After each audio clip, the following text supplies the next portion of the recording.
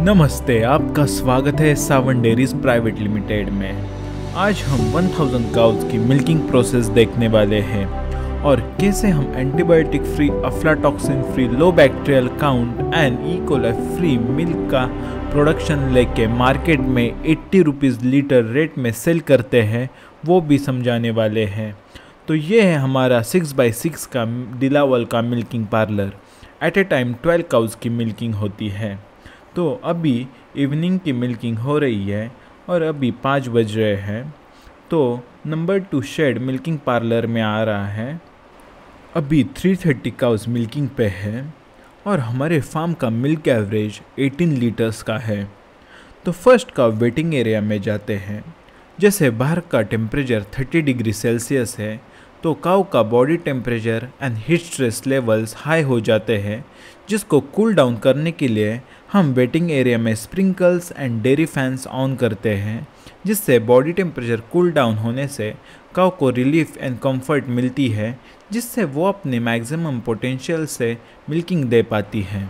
तो अगर आपका भी एक डेयरी फार्म हो तो काउस को हॉट समर में मिल्किंग से पहले कोल्ड वाटर शावर ज़रूर देना। तो अभी फर्स्ट बैच मिल्किंग के लिए एंटर हो रही है। फर्स्ट मिल्किंग पार्लर में एंटर होने के बाद मिल्किंग पार्लर काऊ का नंबर डिटेक्ट करता है। जैसे हर एक काऊ के गले में सेंसर टैग है, तो उस टैग से पार्लर हर एक काऊ का नंबर एंड रिकॉर्ड्स मेंटेन करता है। रिकॉर्ड्स में मिल्किंग पार्लर काउस का milk average, milk yield and per day milk production का रिकॉर्ड कीपिंग करता है।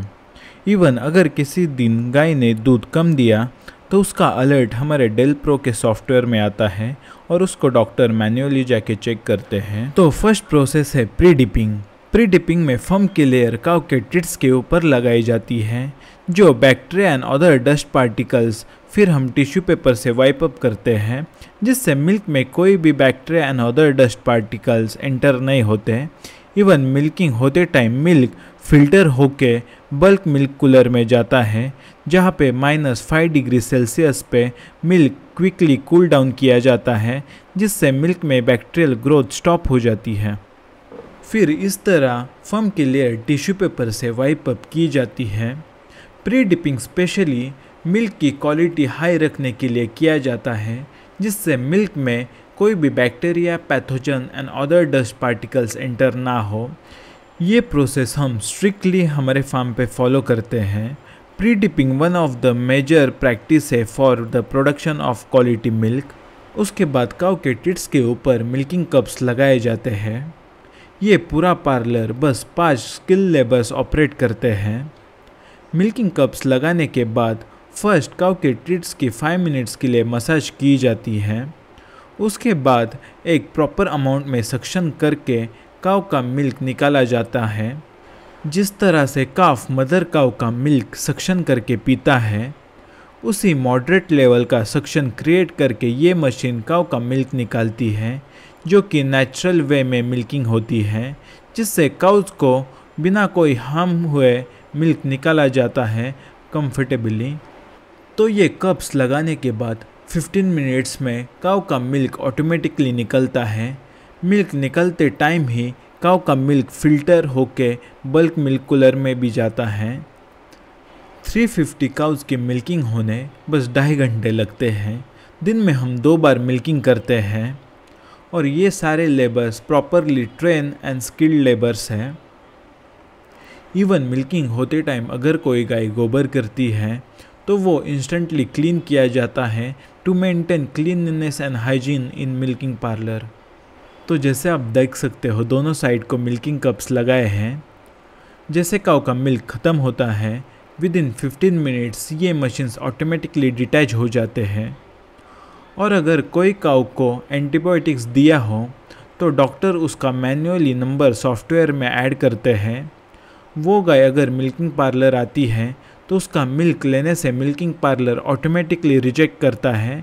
इवन स्क्रीन पे दिखाता है कि इस काऊ को एंटीबायोटिक दिया है, तो विड्रॉल पीरियड तक हम उसका मिल्क अलग से निकालते हैं और वो मिल्क हम क्वालिटी मिल्क में ऐड नहीं करते, जिससे हमारा मिल्क एंटीबायोटिक फ्री मिल्क बनता है।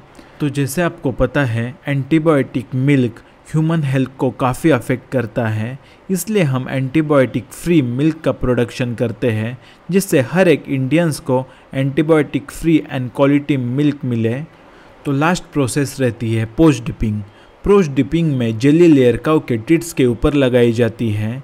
जैसे मिल्किंग के बाद काऊ के टिट्स के स्पोर्स 1 आवर्स तक ओपन रहते हैं, जिसमें बैक्टीरिया एंड अदर पैथोजन जाके काऊ को मस्टर्डीज होने के चांसेस बढ़ जाते हैं।